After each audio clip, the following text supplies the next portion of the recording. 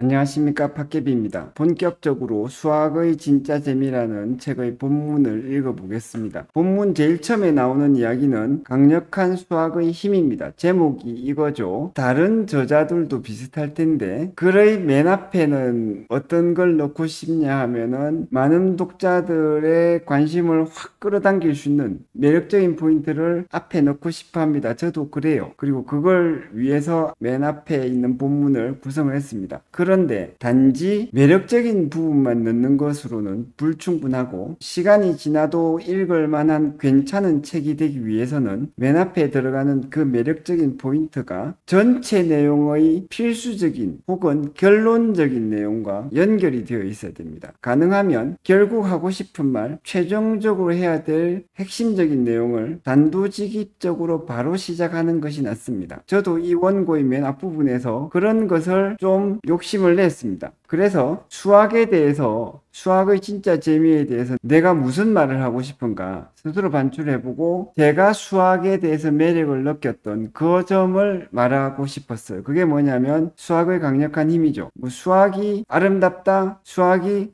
궁극적인 진리다, 다 좋은데 저 같은 좀 속물 덩어리는 뭐 제가 약간 너무 겸손한 척 하는지 모르겠습니다만 수학에 대해서 세속적인 관심도 크게 가지고 있는 저로서는 수학의 이 강력한 힘 여기에 관심이 컸습니다. 그리고 여전히 관심을 가지고 있고요. 그래서 이 점을 여러분들에게도 같이 이야기하고 싶었습니다. 그래서 힘에 대한 이야기를 하는데 힘을 직접적으로 추상적인 용어로 설명을 하면 참 재미가 없겠죠. 그래서 수학의 진짜 재미를 진짜로 재미있게 설명하기 위해서 여러 가지로 방안을 강구했고 그 결과 재미있는 사례들, 예시들을 많이 넣어보자 여기에 집중을 하게 되었습니다. 사실 수학책은 여러분들이 조금만 많이 읽어보시면 모든 수학책에서 모든 저자들이 하는 이야기는 사실 알고 보면 똑같은 이야기라는 것을 아실 거예요. 그것은 마치 물리학책을 잘 읽어보시면 전부 다 뉴턴 역학부터 시작해서 또 뭐 광학, 또 전자기학 이런 거 똑같이 나오잖아요. 차이는 뭐다? 똑같은 이야기를 누가 어떤 식으로 좀 더 알기 쉽게 하거나 좀 더 재밌게 하느냐 요 차이가 있을 겁니다.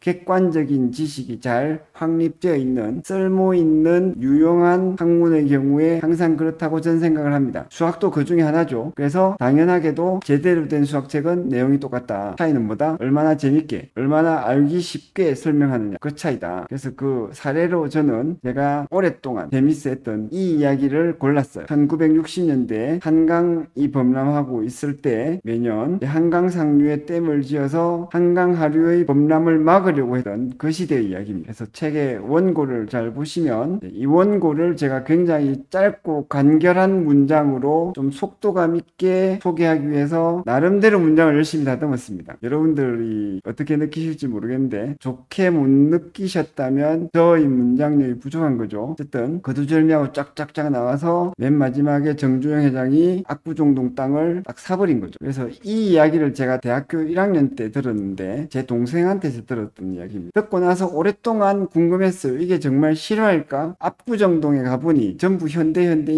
있어서 실화 같긴 한데 혹시 아닐지도 모르지 않나. 우연히 그렇게 되었거나 아니면 현대그룹에서 압구정동 땅을 다른 이유로 몽땅 사들였고 이 이야기는 그냥 누군가가 지어낸 이야기일 수도 있지 않겠냐. 이게 궁금했었어요. 그런데 각종 공신력 있는 언론에서 경제 전문가나 각 분야의 사업이나 이런 분야의 전문가들이 나와서 이 얘기를 하는 것을 제가 직접 들었습니다. 그리고 그분들이 다 이것은 실제로 있었던 이야기다, 실화라고 이야기를 하더라고요. 그래서 제가 꽤 나름대로 오랫동안 시간을 들여서 검증을 하고 자신있게 실화라고 소개를 하는 이야기입니다. 많은 사람들이 이 이야기를 처음 들으면 굉장히 재밌다고들 하세요. 그리고 이 실화는 어떻게 돼야 된다? 수학의 본령에 연결이 돼야 되죠. 그리고 저는 실제로 그렇게 이해를 하고 있기 때문에 이 실화로 수학적 사고, 이 사고력, 수학적 사고의 가장 중요한 특징을 소개를 하고 있습니다. 그래서 원래는 이 다음에 바로 수학적 사고란 어떤 것인지, 그래서 정주영 회장의 생각에도 어떤 수학적 사고가 들어있는지 그것을 소개를 해야 됩니다. 그런데 그렇게 진도를 나가면 알맹이가 꽉 차고 지식의 밀도는 높아지는데, 제가 항상 그렇게 원고를 썼었거든요. 그렇게 쓰다 보니까 내 나름대로는 분명히 재밌고 알찬 내용을 다 넣은 원고를 썼는데, 그리고 공식도 별로 안 들어가는 그런 원고를 썼는데 독자들이 읽고 다 뭐라고 하냐면 어렵다고 그러는 거죠. 그래서 제가 수학에 대해서 중요한 이야기들을 해 나가는 그 템포를 좀 천천히 느리게 들어가야 된다, 그렇게 생각을 했습니다. 그래서 정주영 회장의 사고력 안에 어떤 특징이 있는지, 그것이 어떻게 수학적 사고력인지를 설명하는 것을 좀 더 뒤로 뺐습니다. 그리고는 여전히 수학의 힘에 초점을 맞췄죠. 그래서 저도 그랬거니와 많은 사람들이 수학에 대해서 재미없다, 힘들다, 공부하기 싫다, 이런 생각을 많이 가지고 있기 때문에 다수의 독자들에게 수학의 재미로 끌어들이기 위해서 수학의 힘을 어필을 하고자 했습니다. 그래서 수학의 힘은 제가 생각할 때는 우리가 가지고 있는 여러 학문들이 있는데 수학이 가지고 있는 힘이 가장 크다고 저는 생각을 합니다. 제가 철학 전공자로서 원래 수학을 굉장히 안 좋아했다. 대학교에 처음 입학을 했을 때, 그리고 그 전공이 철학이었기 때문에 제일 기뻤던 것 하나가 더 이상 수학 공부 안 해도 된다, 이거예요. 그래서 여러분들이 혹시나 여전히 수학에 대해서 별 흥미를 못 느끼면서 그래도 억지로 흥미를 느껴보자고 이 책을 읽으신다면 좀 이 원고의 성격이 맞을지도 모릅니다. 왜냐하면 다른 수학책은 처음부터 수학을 좋아했던 그런 작가가 쓰는 책이겠으나, 저는 원래 수학을 좋아하지 않았던 사람으로서 나중에 수학 공부를 천천히 하다가 수학의 재미를 발견해서 이 책을 쓰는 것이기 때문에 저와 같은 많은 사람들에게는 호소력이 있을 겁니다. 그분들이 어떤 분들이다? 수학을 별로 좋아하지 않고 수학에 어떤 재미가 있는지 매력을 못 느끼는 분들이죠. 그래서 이건 조금 광고 같습니다만, 주변에 수학 공부를 해야 되는데 수학을 싫어하는 사람이 있거나 하면 이 책을 선물해 주시면 좀 도움이 될지 모릅니다. 어쨌든 수학의 강력한 힘은 어디에서 잘 드러나냐 하면 바로 문명이죠. 우리 현재 인류가 가지고 있는 강력한 기술 문명, 하늘을 날아다니고 핵폭탄을 만들어서 실제 물리적인 힘의 크기에 있어서는 지구도 여러 번 깨트릴 수 있을 만큼 강력한 파괴력까지 도달한 그 힘이 어디서 나오냐면 수학에서 나오죠. 그래서 이것은 저만의 과장이 아닙니다. 구체적인 예들을 들자면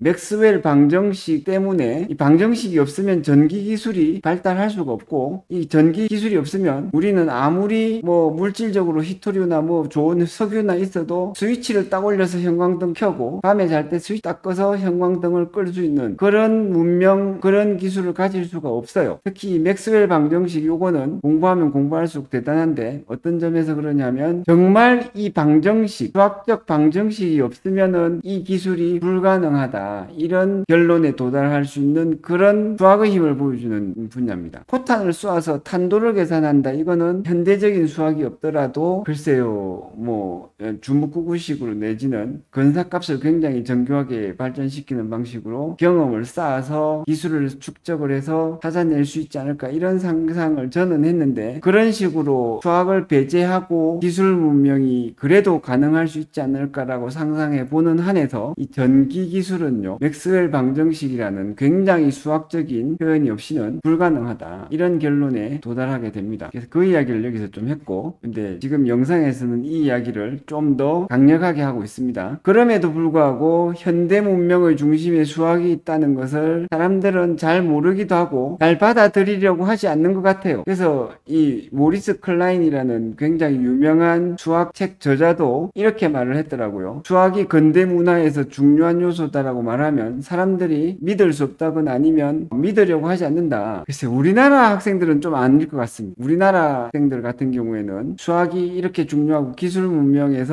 수학을 빼면은 현대 기술 문명은 거의 폭삭 주저앉을 정도로 수학은 중요해라고 말하면 그런가? 라고 하면서 그냥 그것을 좀 공부하려고 할 뿐, 그러니까 수학을 공부하지는 않더라도 수학과 기술 문명 간의 관계에 대해서 좀 납득이 안 되면 암기라도 하는 식으로 굉장히 받아들이려고 하는 태도를 보이는 것 같더라고요. 제가 여러 번 학생들한테 말했을 때 그랬습니다. 제가 경험을 해보면 외국 학생들 많이 만나보고 가르쳐도 보고 외국 학생들과 같이 공부도 해봤는데, 대학원생 때 글쎄 유명한 미국의 대학교에 다니던 대학생들이 그렇게 똑똑하거나 그런 느낌을 많이 못 받았습니다. 그리고 다른 주변의 선후배들도 그런 이야기를 하죠. 제한된 제 경험만 가지고 가지고 이런 이야기를 하는 것은 아니다. 요 말씀이 되겠습니다. 그래서 또 예화를 좀 더 넣으려고 판타스틱 플래닛이라는 유명한 애니메이션, 좀 오래됐지만 이 애니메이션이 유명하더라고요. 이 애니메이션에서 나오는 장면도 언급을 했습니다. 억지로 언급을 한 것은 아니고 제가 생각했던 내용을 쓴 것이죠. 그게 어떤 거냐 하면 주인공이 헤드폰으로 설명을 듣고 명상을 함으로써 기술 문명을 익혀나가는 장면이 나와요. 이 애니메이션을 만든 사람은, 스토리를 만든 사람은 기술 문명을 너무 모르고 수학을 너무 모르죠. 그러니까 이런 상상에 의해서 기술 문명은 뭔가 잡다한 지식,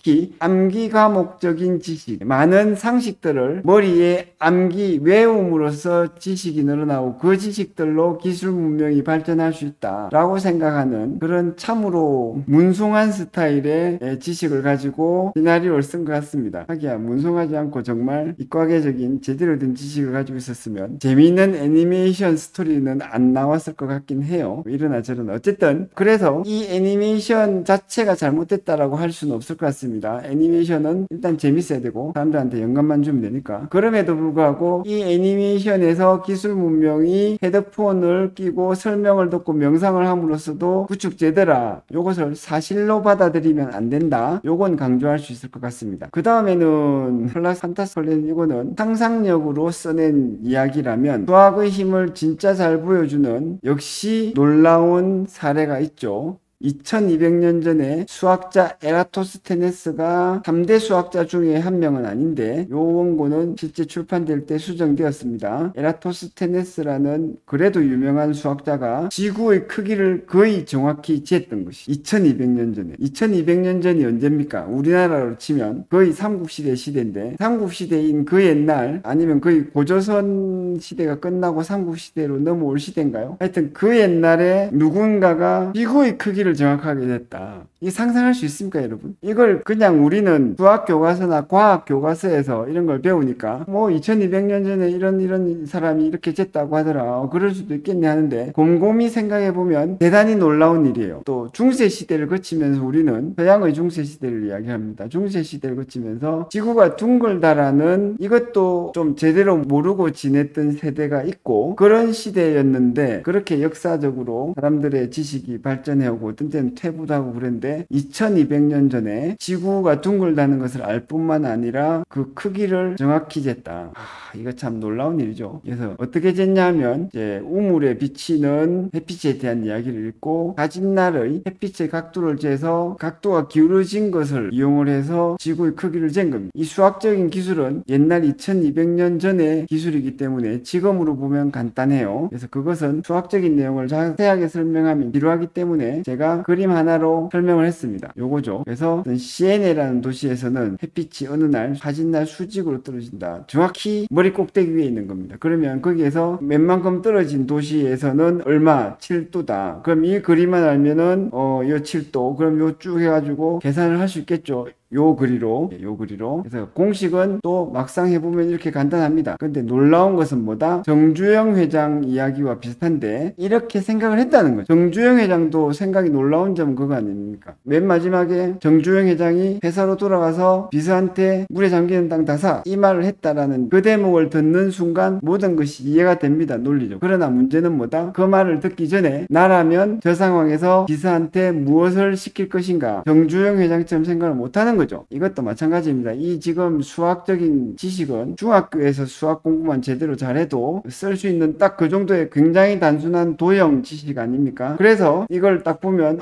나도 이 정도는 하겠다 싶은데 정주영 회장의 이야기와 똑같죠. 남이 하기 전에 이걸 보기 전에 네가 그러면 지구의 둘레를 한번 재봐 이렇게 주문을 받을 때 대부분 사람들은 뭐라고 할 것 같아요? 중학교 때 수학 성적이 100점을 항상 맞았던 사람도 대부분은 뭐라고 한다? 지구의 둘레를 내가 어떻게 재? 내가 무슨 슈퍼맨이라서 줄자를 들고 하늘을 날아 빙 둘러서 잴 수 있는 것도 아니고 무슨 장비라도 주세요. 하다못해 무슨 청량도구나 아니면 무슨 우주 인공위성에서 찍었던 지구 사진이나 글이나 이런 걸 주면 내가 지구의 둘레를 잴 수 있을 것 같은데 그렇지 않고 뭐 중학교 때 배운 그 정도의 수학 지식만 내가 알고 있다면 그걸로 지구의 둘레를 어떻게 재요? 못 재지. 이런 말밖에 안 나온다는 겁니다. 물론 뭐 여러분 구독자분들 중에서는 똑똑하신 분이 있을지 모르겠는데 고백하건대 제 머리는 요 정도 수준밖에 안 되는 것 같아요. 하여튼 어쨌든 저는 요거 보고 굉장히 인상적이었고 놀라웠다. 그리고 여기에서도 사실 하나를 알 수 있습니다. 뭘 알 수 있냐면 다시 말씀드리건데 이걸 잘 보면 중학교 때 배우는 정도의 수학 지식을 활용을 하고 있습니다. 그래서 우리가 중학교 때 더 나아가서 고등학교 때까지 배우는 그렇게 어려워 보이지 않는 그 수학의 내용이 사실은 얼마만큼이나 강력하고 얼마만큼이나 고급 지식인지 여기서도 알 수 있는 것이죠. 그래서 뭐 나머지는 요 뒷부분에서는 지구의 둘레를 잰 이 수학적 지식에 대해서 그리고 에라토스테네스가 지구의 둘레를 잰 특정한 그 계산 방식을 간단하게 설명을 하고 있습니다. 그 다음엔 역시 이제 두 생각의 차이점 해가지고 생각에 대해서 설명을 하죠. 저는 수학의 재미를 어디서 찾았냐면 수학자들이 하는 그 생각, 사고력, 생각의 방식 이것이 매력적이라고 생각을 해요. 그래서 이 책 전체에서 수학의 진짜 재미를 어떻게 설명하고 있냐면 생각하는 방식, 생각하는 능력, 사고력의 증강 이런 관점에서 설명을 하고 있습니다. 그래서 여기서도 에라토스테네스와 정주영 회장의 사고방식을 비교를 하는 것이죠. 그래서 얼핏 봤을 때 정주영 회장의 사고가 매력적이긴 합니다. 제가 봤을 땐 그래요. 왜 그러냐면 그냥 단순하고 쉬우니까. 게다가 결론이 어떻다? 돈 많이 벌었다 이거 아닙니까? 돈 많이 벌었다.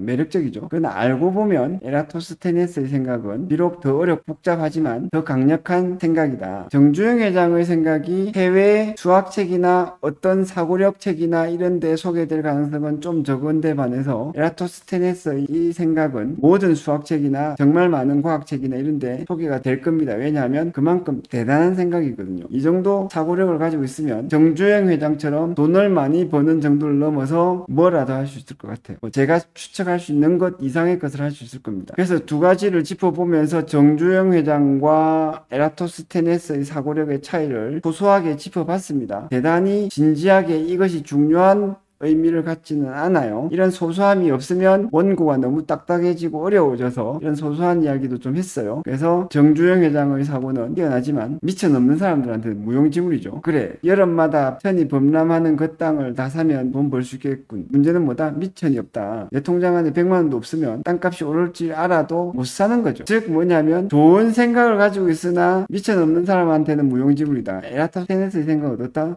미천이 있건 없건 항상 작동한다. 미천이 필요 없는 생각이죠. 게다가 뭐 2200년 전에 지구의 둘레를 쟀다? 이런 사람이 오늘날 있으면 어떻게 되겠습니까? 뭘 할지 모르겠으나 뭐 논문 하나 잘 써가지고 어디 수학 팟캐스트에 딱 투고를 하면 수학 천재로 조명을 받고 거기서 이 사람의 인생은 그냥 쫙 펴는 겁니다. 노숙자라도 어느 날 갑자기 신분 상승이 가능할 만큼의 사고력이죠. 그래서 그 생각은 활용성도 굉장히 크고 그 다음에 이제 이왕 저 같은 속물 건성을 가진 사람은 그래도 돈 버는 것에 관심이 있기 때문에 돈 버는 이야기로 또 연결을 합니다. 이 이야기는 다음 영상에서 계속 이어나가겠습니다. 시청해 주셔서 감사하고 좋아요와 구독도 부탁드립니다. 감사합니다.